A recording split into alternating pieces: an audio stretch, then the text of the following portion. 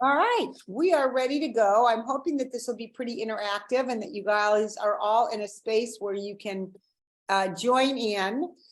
First of all, I'm just realizing when we start all these calls, each time we start a call, everybody had to do whatever they needed to do to get here.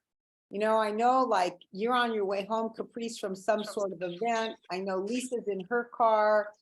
We all are just in the middle of our crazy, busy lives. So I just want everybody for a moment. You guys driving, do not shut your eyes. But the rest of you, just for 30 seconds, and you don't even have to shut your eyes, but just take a deep breath. And just give yourself the intention that you want to receive from this call. What would this call do for you in the perfect world? And what may you be offer with your gifts and your talents to the rest of the people on this call? Because we all have something to offer.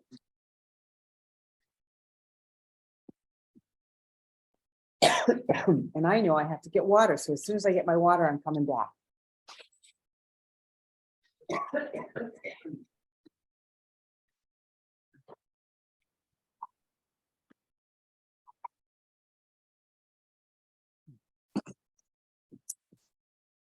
All right, so welcome to JP University, June 12th. Happy to be here.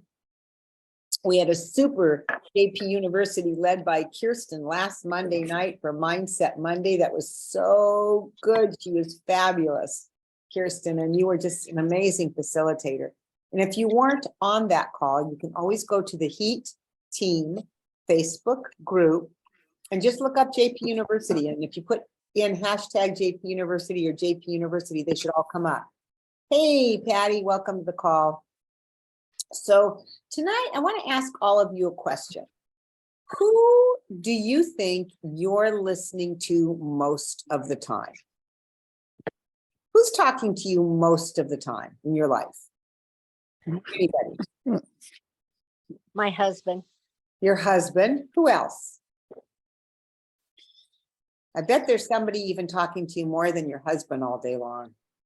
Myself. Yeah. Yourself. Self. So I want to ask you a question. Is yourself telling you all the best things about you all day long? What kind of voice does your voice have during the day? What does your voice sound like? What does it look like? That's why I asked who's talking to you all day long and who are you listening to? So anybody want to share about that piece, whatever comes up for you? Nikki, I'll go. I think, like Brandon Barber says, that our brain goes one direction and you have to stop it. Like, I was thinking tomorrow I'm going to Reno to go to a skin doctor. And I'm like, oh, I have to go to Reno to go to the skin doctor. But I changed it and said, oh, I get to go to the skin doctor and get some stuff taken care of. So my brain wants to tell me, so I'm listening to myself, but I have to correct myself and go the other direction. So you're really listening to sometimes the brain. It's very separate from actually who you are. So let's talk about what does that mean that your brain is talking to you during the day? Where does the messages that your brain gets that comes and tells you certain things during the day? Do any of you have an experience where, and I'll give you a couple examples. I know that Terry Luongo uses the word nagness. Nagness sits on her shoulder and tells us all the things, tells her all the things she can and cannot do. That's her brain talking. It's that part of your brain that's always trying to keep you safe and that needs a beginning and a middle and an end to a story before it's even happened. It needs to keep you safe. And this goes back thousands of years to our brain being designed to keep us safe, right? And so we still have not, our brains have not developed much more than that over several hundreds and thousands of years. Our brain is designed to keep us safe. So what are the kinds of things that your brain is telling you during the day that is not all that great advice? Anybody can give me an example. I can go. Great. I have just had a lot of scarcity mindset around both money and time. And you know, and they're legit, and they they can stop me in my tracks. So I'm Give me really, really aware of that. Give me an example of your brain telling you something about money. Well, I just checked I mean, literally 10 minutes ago, checked my credit card balances and was horrified Okay. at credit card balances. And so my brain just immediately went, you have to stop everything. You have to stop. You have to stop traveling. You have to cancel trips. You have to stop getting mani-pedis. You just have to stop. Like, so you know, my brain goes into this real freeze place when Okay. I see credit card going up. Well, there's something I have to say, there's two kinds of fear that we have. One is authentic fear. You know, that lion, tiger, huge dog growling and coming at you, credit cards being over debt. That's definitely something that's quite real. And then there is the fear that's the imagined fear, the future fear, the fear that we really don't know if it's going to happen, that worry piece. So Kirsten, using your example, because when we see our debt going up, we've been taught that that's not a good thing to have a lot of debt. And yet your brain is telling you not to spend a lot of money, which actually could be good advice. But where is that coming from? Like, what's the solution to it besides that? Is the brain just keeping you on scarcity or putting a plan together for you? Well, immediate response is scarcity. Okay. Stop. And I think through my personal development work, I then let myself go, but wait, you're going to take this summer and really focus on your Juice Plus business. And you could pick up a couple days a week of work here and there, you know, instead of just go kind of the freeze, the fight, flight or freeze. Right. In the next minute, I was able to go deep breaths. How can you take care of this? Like what? Okay. Yeah. Great. Okay. So what else? Somebody else, what is your brain telling you to not do that you wished you didn't have that voice? Especially around your business. Anybody have something where you go to make a call, but you never pick up the phone? Or you go to put a training together, you never quite get it done. Anybody do that? Anybody not make a call that they said they were going to make? Patty, anybody else? Yeah, Barb? Yeah. Ellie, Ingrid. So in the moment before, when you don't make that call, what is happening? What voice are you hearing that stops you from picking up the phone? Anybody? What's that voice telling you? Nikki, if I don't work on my mindset beforehand, I can go into, oh, they're probably going to cancel, or oh, they don't want to buy the product, or they're not going to pick up, they think I'm a pest. Right. So if I can get my mindset right, then I typically don't go there, but it's not always. But so sometimes your brain says, Patty, if you make that call and they want to cancel, or Patty, don't make that call. You've done this before. They're going to tell you no. Patty, how are you going to feel when they tell you no? And all of a sudden, that brain that's keeping you safe and keeping you comfortable is stopping you from actually doing what you want to do. Nancy, what were you going to say? I was just going to say that my brain puts me in 20 different directions. It has me go here. Doesn't tell me that they're going to say no. It just says, well, I know I have to call this person. And then it's like, oh yeah, but you really have to do this. And then you have to do that. And then you have to do this. That's and another I one. Distract myself. Yeah. So it's really funny. I was listening to a video earlier today with Scott Bowman, who is a coach that we worked with once in a group. And he was talking about, what is it that your mind has you do that all of a sudden you need to do, rather than the thing that you really wanted to get done, the thing that was more important. All of a sudden now the mind says, well, those dishes, Nancy, have been sitting there for a little while now.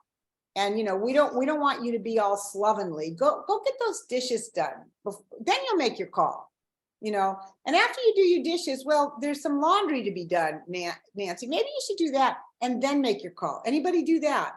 Anybody have themselves being directed? And it feels like you're the one doing it, but quite realistically, Your brain is keeping you safe, it's keeping you with what it knows. And so what your brain knows is that you're good at doing the dishes, you're good at getting the laundry done. This call may not be so comfortable. And we don't really know the uncertainty. Our brains do not like uncertainty. That's the number one key. And you know, our business is filled with uncertainty.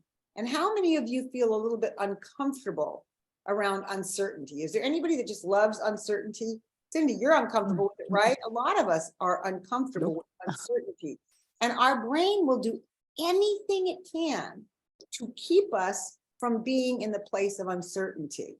And I wanted to, if I've got this, I'm never very good with quotes, but I want to read you this quote, which I just think is really amazing. I think it's absolutely accurate. The amount of success in your business is how much uncertainty your brain is willing to tolerate. And I'm going to say that again. Somebody wants to type it up in the chat, you're welcome to.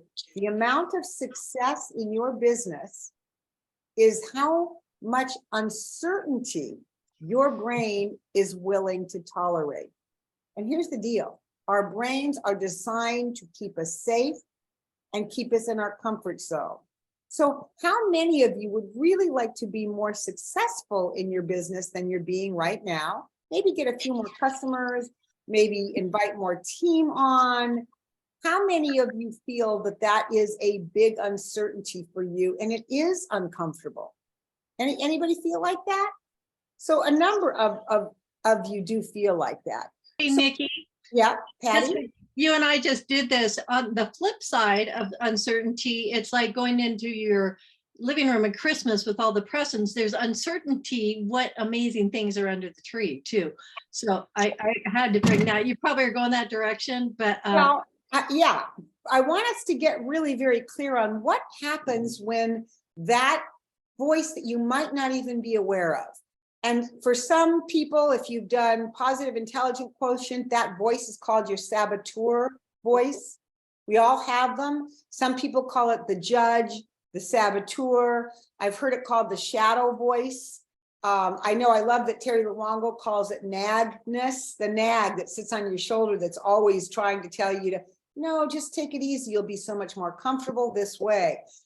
How many of you have experienced the feeling of being stopped, but somehow you're able to get past it and you do the very thing that you wanted to do? Anybody ever actually be uncomfortable and fight your way through it somehow and do the thing you wanted to do? Carrie, you've done it. Kirsten, Patty, Ellie. Ellie, when you've been able to fight your way through it or push your way through it or dance your way through it, how does it feel when you get to the other side and you actually do the thing that you said you were going to do? What does it feel like? It feels great. You feel like you succeeded and you're ready to move on to the next thing. Yeah. Does it even, and how about you do that thing and maybe that customer or that prospect still says, well, I'm not ready yet, or they even say no, but you've made the call. How do you feel then, Ellie? I still feel good just because I did conquer the thing that I didn't want to do. Absolutely.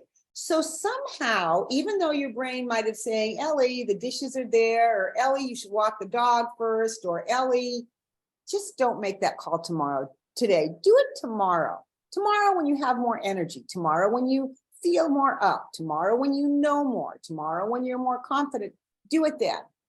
But if you can get through it and get it done today, what is that? How is it, what is available to you that lets you take that step? Your brain is saying, don't do it, don't you do it, but you do it anyway. What happens? What's the pivotal moment for you? What makes the difference? Anybody? Heidi, Carrie, Janet, Heidi, what's the pivotal moment? It's thinking of my goal. Okay. It's So, thinking of my goal and just knowing I need to get there, and also taking away I feel like I truly am being selfish, especially if it's reaching out to a certain person and following up with them. Now I love follow-up, but I used to hate it. mhm. And actually realized how selfish I was being. And now I realize I'm selfish. I need to make that call. I know that right now, this is a big driving point for you right now, Heidi. You've really settled in a beautiful way to our responsibility, to what we have here. And I know for part of that, what really opened your eyes in the last few months is you've had 3 childhood friends who've passed away in the last month and a half from different illnesses. Hmm. And that we have such a short time. What can I do to make a difference in the world? But so you've got a driving mission that's the underlying everything for you, which is really quite strong and really beautiful. But there's some pivotal moment right before that where you remind yourself about that. That pivotal moment is the moment in which you are aware that you are doing that. Having the awareness that my brain is saying, go do the dishes first. Wait a minute, brain, hang on. I have 3 people that I'm, honoring every time I make this phone call.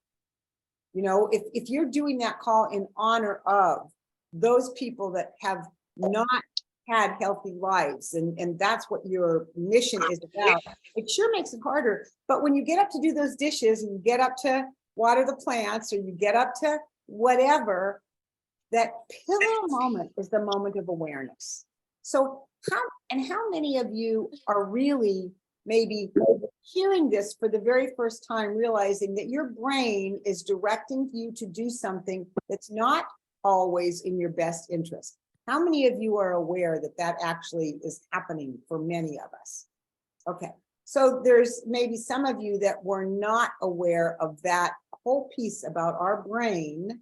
So what I would love to offer up to you on this call is the idea that when you set out, you've got your list of things to do, or you put your DMO together, or maybe you haven't put your DMO together. You sit down on Sunday to do it, and a friend walks in and says, can we go to lunch? Or your husband says, there's a great movie on, can we watch it now? Or the dog is whining at you to go for a walk, but you've just set time to do your DMO for the week, to put your plan together so that you know what you're doing, but your mind says, oh, go take care of yourself, go for that walk. Even though you promised yourself between 3 and 4 on Sunday, you were gonna do your business. So what I'm offering you up is the opportunity to be aware when your brain, and then you get to say something like, okay, brain, this is where it gets fun, guys. When you realize your brain doing it, not the best of you, not your authentic self, not the you that you really choose to be, but the brain that's keeping you healthy. Because you know what? When you were 6, 7 years old, something happened where you did something out on your own. You stepped out and maybe it didn't go so well. And your brain is now going to go, we're not going to let that happen to you ever again, Heidi. We're going to keep you real safe. We're going to keep you right here. You're not going to do new things because they're just too scary and they don't end well. How many of you had an experience that you can remember as a kid where something like that happened to you? Where you actually, maybe it was an adult who told you not to step out and do anything new and different, or maybe it was an adult that told you, Kirsten, that, you know, I'm going to give you an example of how thoughts become beliefs and our beliefs become our actions. And sometimes our beliefs are our brains just keeping us safe. And I'm going to give you an example of a story that I heard a long time ago that really opened my eyes to the scarcity thing about money, Kirsten. And I think that you'll really relate to this, but little boy and his dad walked down the street one day and they're walking by a bicycle shop. And in the window of that bicycle shop is a really brand new Schwinn, talking about the early 60s, red bike, you know? And the kid goes, Dad, I really want to get that bike. And the dad says very kindly, he says, son, we can't afford that. You know, we aren't the kind of family. We'll never be the kind of family that's going to be able to buy those kinds of things new. Maybe we'll see if there's one used around. And don't we believe our parents? Don't we believe that? Right? We're the kind of family that doesn't get to have new things like that. We'll find something used for you. We can't afford that right now. So what's the belief now that that little guy has, or little girl has in her head? I come from the kind of family that can't afford new things. And you grow up and all of a sudden, Kirsten, you're in your 40s and 50s saying, I can't afford those things. I'll never be able to afford those things. I'll just have to make it work some other way. Here's another story. Little girl and her dad's walking down the street and they walk by that and they see that red shiny Schwinn, that's hard to say, bike. And the little girl says, Dad, I really want to get that bike. And Dad says, you know, we don't have the money for that right now, but let's see if we can't get creative. What are the ways in which we could maybe put some money, earn some money, do some creative things so that we could get that bike for you?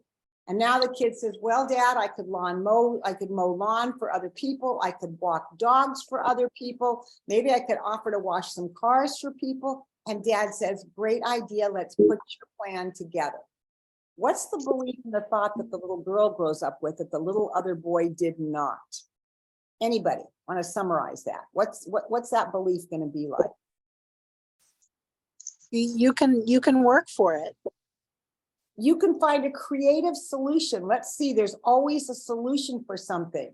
So again, you get to grow up with those thoughts and belief from when you were a little kid that are keeping you safe. So what I'm going to offer you up tonight is when you feel yourself, when you notice, this is the most important thing, you have to be aware that you're doing this. Sorry, let's back up. You have to be aware that your brain is doing this. And this is where it can get fun, because you get to say like, oh, brain, I see what you're doing to me right now. Ain't gonna happen. I am not gonna do those dishes right now. I'm gonna make this first call. Thank you, brain, for keeping me safe, but it doesn't apply anymore. I don't need that message from you anymore. I can do this on my own. And then how many of you have heard of something called neuroplasty? So for those of you that know a little bit about the positive mindset, the more often that you become aware of when your brain is giving you an action that's really not going to serve you. And you know it's not going to serve you because if you have a goal or an intention, and if you set out with a goal or an intention and you know what it is and you're very clear about it, every time you go to do something, you can ask yourself the question, is this going to get me closer to my goal or further away from my goal? Where's this action going to take me? So you can get, brain, sweet, thanks very much. Not in my plan today. My plan is to get these 3 major things done because I know my intentions, I know my goals. So it's the awareness, having a conversation with your brain to change the neural pathways to say, I can do this, I will do this. And it's okay with me that it's uncertain. I can handle it. Do that time and time again, and the actual pathways will actually shift from that negative pathway that's telling you not to an actually different pathway that will have you doing the stuff that you need to do. Now, my final question is, for those of you that have been practicing either by doing PQs, which are exercises, which we can talk about at another time, which focus you on getting out of the brain telling you something. One of the expressions that I love from our PQ class that we had was, if you put your hand on the hot stove, what do you do? What do? You take it right off, right? How many of you hold metaphorically your hand on the hot stove of feeling guilty about something or not getting something done, or that, the hot stove is every time I call, these customers don't buy anything more from me. The idea is how quickly can you take your hand off of that hot stove? The hot stove was representing that's which no longer serves you, or that which actually gives you pain ultimately. So is there anybody that feels over the last year they have made a real dent in getting their hand off the hot stove, changing your neural pathways by number one, being aware of what brain is telling you, and then making a shift. I saw a couple hands go up. Heidi, your hand went up. I know Patty, I've lost Patty. Where did she go? Did she disappear on me? I know Carrie, your hand went up. I think we lost Patty. I'm not seeing her. I know her hand went up. Anybody else? So I'm going to offer, so can you just share in just a few sentences, Carrie, Kirsten, Heidi, what that looks like to have something to do that gets you off of the hot stove and onto the thing you really need to do? Carrie. For me, it's just being aware of how I'm feeling. If it starts to repeat and I know that I got to move from that, is really just sitting in gratitude. And I usually listen to some music. It helps me turn my brain around. And, you know, and then it's like, it's okay. Everything becomes okay. Just breathe in. Yeah. So 3 techniques that Carrie uses to get herself off of that hot stove. One, she said, was thinking about gratitude, right? One was some music to shift the energy. And did you say meditation? There was 3. I can't remember what the third one was. Feels like there was one more. I know it was First one for me is being aware. being aware. I repeat, Practice. if it repeats in my brain, it's like, okay, enough. Like it's Okay. being aware of that repeating. Yeah. Telling your story over and over again. Yeah. And how Jackie, many of you tell your story over and over again? Oh my gosh, sometimes, and I've practiced at this so much, and I'll wake up in the morning and be telling myself the craziest story, and all of a sudden after the second or third time, what you're talking about, Carrie, I hear myself 3 times say, I don't know, I probably won't swim today. I should swim today, but I don't know if I'm really gonna do it.